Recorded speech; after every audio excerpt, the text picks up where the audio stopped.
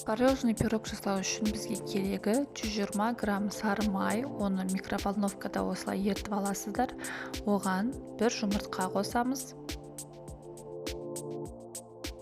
Разрыхитель чай қасықпен бір қасық саламыз. Разрыхительді салып болғаннан кейін құм шекер 50 грамм, мен көз мөлшерімен салдым.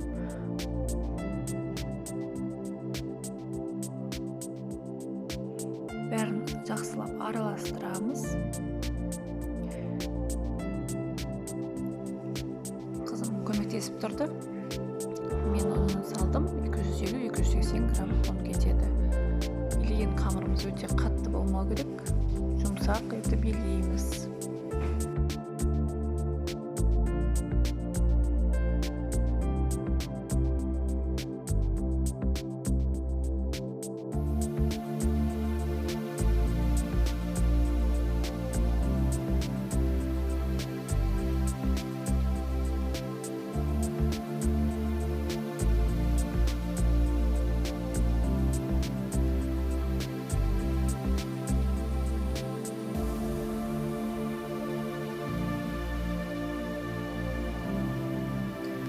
Қамырымыз дайын болды. Видеода көргендеріңіздей біркелкі жұмсақ тесто дайын болды.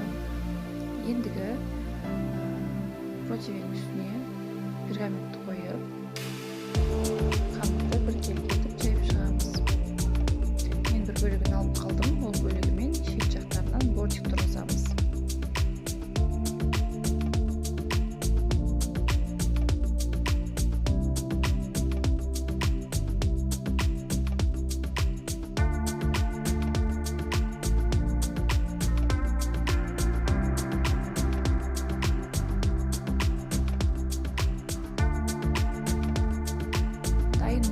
Тестаны тоңазытқышқа алып қоямыз да начинкасына кірісеміз. Оған бізде бір жұмыртқа, творог, кез келген творог алсаңыздар болады. Менде зенченко творогы болды. Бұл творог өте құрғақ екен, сондықтан мен 2-3 қасық айран қостым. Айран қосқыларыңыз келмесе, қаймақ қоссаңыздар да болады.